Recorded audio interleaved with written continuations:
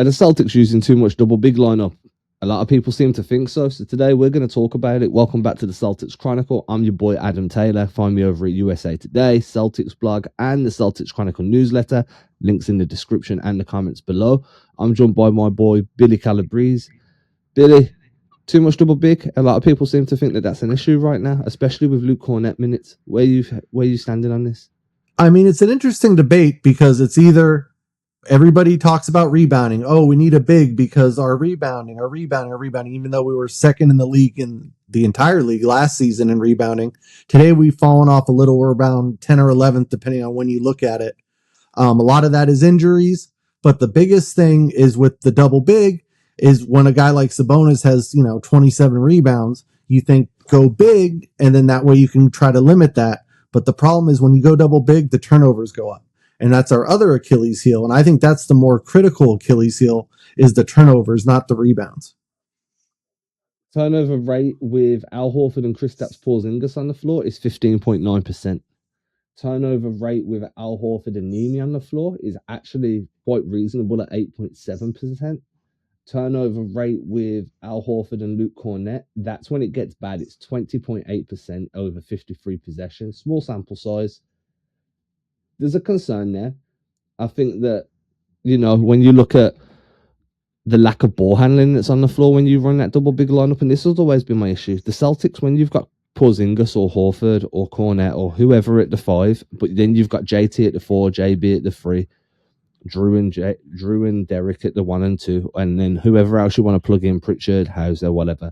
You've got ball handling at 4 positions. 1 through 4, someone can control the ball. They can initiate actions for themselves, initiate scoring opportunities off the bounce, off the pick and roll, whatever.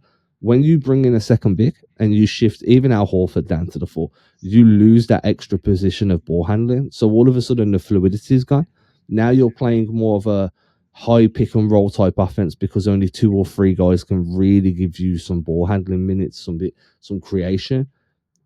You also generally, when you're going double big, you're taking a 3-point shooter away from that 5 slot because only Porzingis and Horford are 3-point guys. So if you run KP and Luke Cornett, now you've lost some floor spacing as well. Now Cornett does a real good job of spacing the floor in other ways. On that weak side slot, he's a DHO guy. He can give you minutes where he's on the perimeter without shooting the ball. But teams can sag off him a little bit. They can send 2 elsewhere. They can load up on you. They can build out a bit, build in to shrink the floor and stop you being able to penetrate that way. I just think that you're giving teams an easy out when you're going into these double big lineups, especially when it's for false reasons, right? If you're doing it because you've got a size advantage over them and you're going to play a physical interior brand of basketball, I'm down. Do that. Do it all day. But when you're doing it just to try and counteract someone like Sabonis having just a monster game on the glass, I'd much rather you have kept a single big and had the additional scoring and firepower offensively, because it didn't make a difference trying to slow Sabonis down anyway, because he was just having one. He was on a heater. It was one of those nights.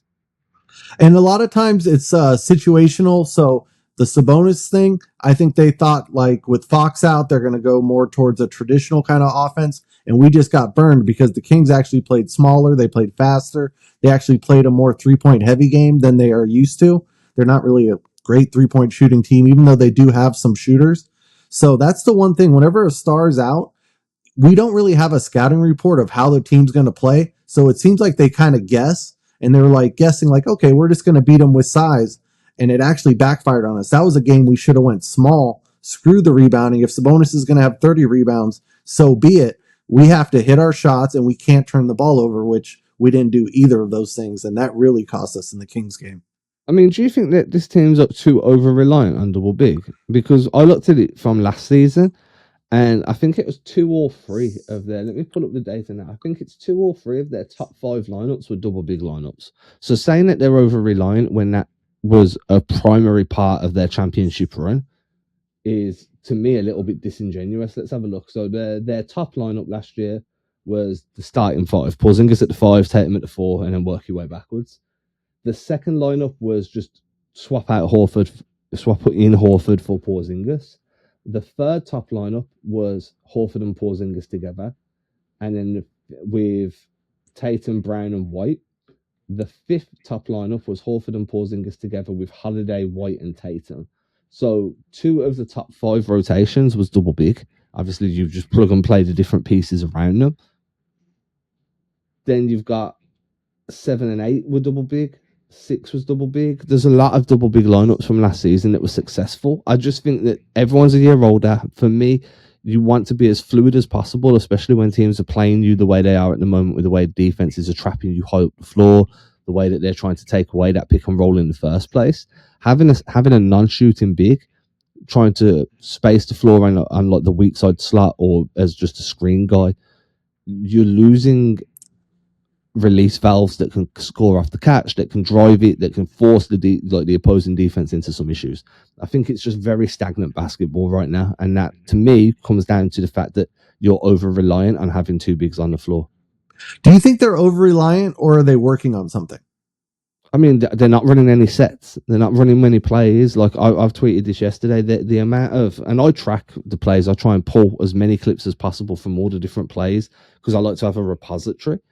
Double big, they're not running much. There's no Oklahoma actions. There's no really not many stagger screens. They're not running many, like not even running much Spain action. And they used to run that as like a decoy all the time last season. So if they're working on something, it's, I don't know where, because they run a principle based offense. You run an action based on what the opposing team is doing, how much time's left on the clock, what the scoreboard says. There's a lot of different, but like, they're not running much when it's single big, but when it's double big, that goes down even more. So if they are working on something, I'd love to know what it is, because it doesn't feel like they're trying to incorporate any plays or any kind of identity into that rotation. Yeah, that's one thing. I mean, obviously, we had a full training camp last year before the season started with KP. And one thing they did a lot was get KP the ball at the nail. Yeah. And he never gets the ball at the nail anymore. And I don't know if that's something they're just trying to work him back into shape. I don't know if it's just something different we're doing. But I thought that was such an effective weapon, especially when teams went zone against us, because his passing is more than solid. And if not, he's just going to shoot over his guy and it's a free throw. They've gone away from like that mid-range attack anyway. Tatum's not posting up much. You're not seeing as much Brown in the mid-range off the catch or off the drive. Like it's there when he needs to bail himself out, but it's not a focus point the way it was last year. It feels like they're more short roll offense now. So we want you to short roll and kick out rather than we want you to come off a screen and then flow into a post up, duck into a post up around the nail. We're going to feed you. You can face up, do what you need to do. They've moved away from that completely. And that's a problem in itself, because that was such a huge part of what they did. And it allowed so many off-ball actions to happen.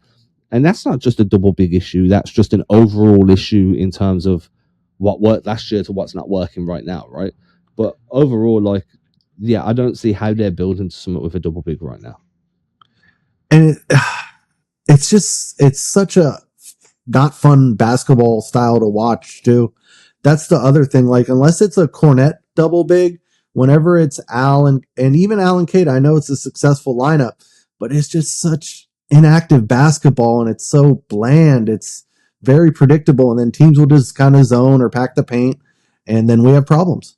Yeah, because you've got two guys that can't attack off the bounce now. Horford can in very small, specific circumstances. Like if Horford's attacking a closeout on the corner and driving baseline, like he's quite good there.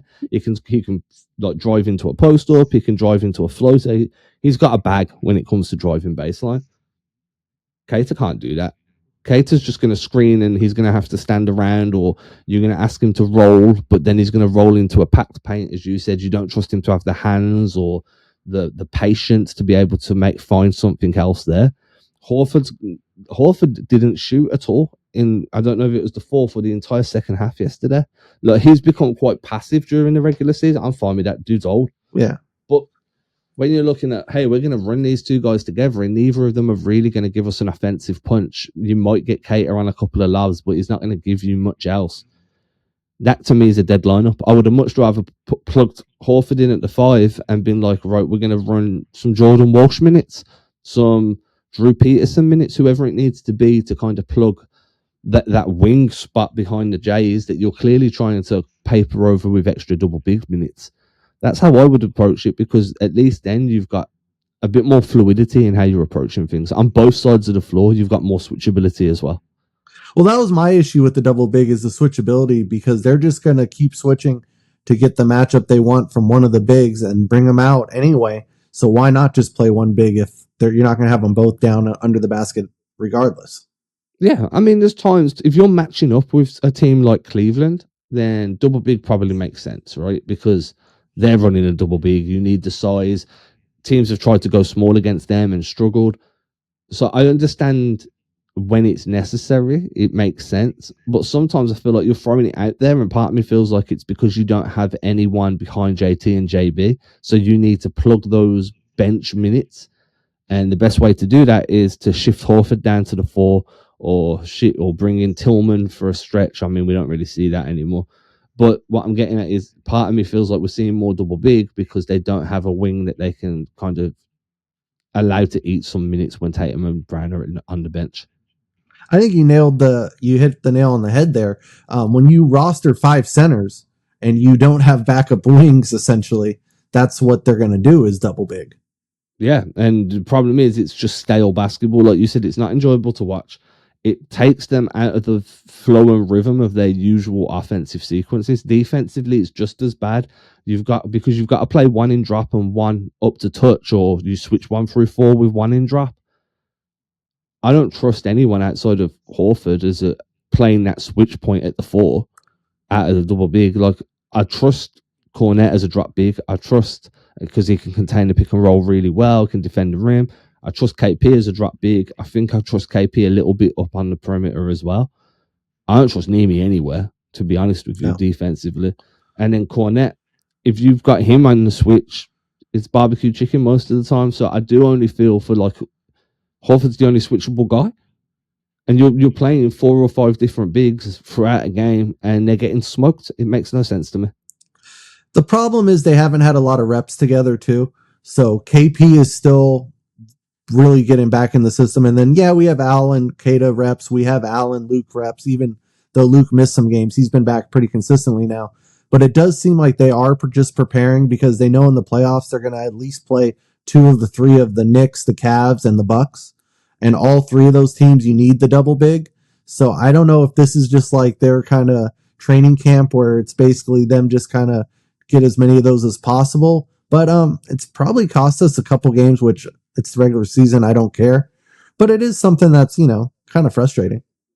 How do you feel about it? Do you feel like they're leaning into it too much? Think this is going to be something we need during the postseason? Or do you feel like, hey, you've got just under a month for now, go and get an extra wing so we can get rid of some of these double big lineups? I wonder if that's even the plan. Like, let's just get the reps with them together now because we know in February we might have another wing, and then we'll only have the double bigs in the series we need them, the Cleveland, the Bucks, the Knicks, etc. So it does seem like they're trying to have their cake and eat it too. I mean, we are, our record speaks for itself. We still are where we should be. I know some fans are kind of disappointed, but usually a defending champion, they do kind of fall off record-wise the second year. Like, I think the Warriors lost 7 or 8 more games from the first year they won to the second. The Bulls did it a couple times.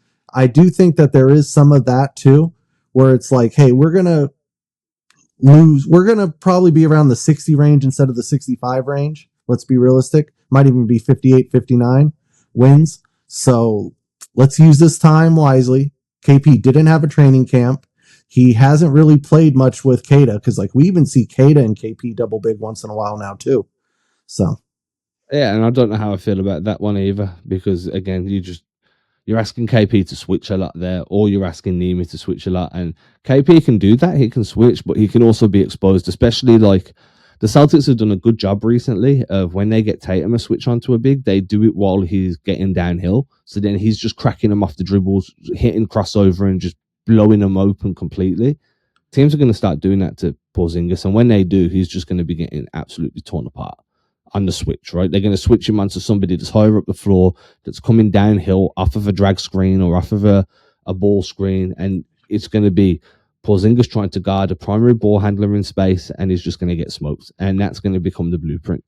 Because then a lot of pressure is on Nemi to kind of time when he steps up and contest the shot, and he's going to foul or he's going to jump early. It's just not the best It's not the best double big lineup in terms of defending in space and defending in the half court. It definitely is in terms of rim protection. But no, I'm a single big lineup guy for 90% of the time, dude. I just don't think that the amount we've seen has been necessary. Well, it also, when you do the double big, it takes away from Tatum's one of his best strengths besides scoring is rebounding. Yeah. And when you have the double bigs there, it's like Tatum doesn't rebound in those kind of games usually. So it does kind of like, hey, you have a guy that could play the four that actually excels at the four. So why are we doing double center unless there's a specific reason? But that's my issue with it. I think Tatum's so much more comfortable playing the four. Yeah, me too. And I think one of the things with Tatum is he grabs the board and then he controls the tempo, because whoever controls the glass controls the tempo. We saw that with the Kings. They controlled the glass. The Celtics were playing Kings tempo for most of the night. And Tatum, being the primary ball handler, the guy that brings the ball up the floor most of the time, he just grabs the board and then gets off at the tempo he wants to get off at, initiates the pace of play that he wants. I think when you've got a double big, it slows it down because they're going to rebound. Then they've got to search out Tatum. Tatum's got to get open because someone will be trying to deny the pass, especially later in the game.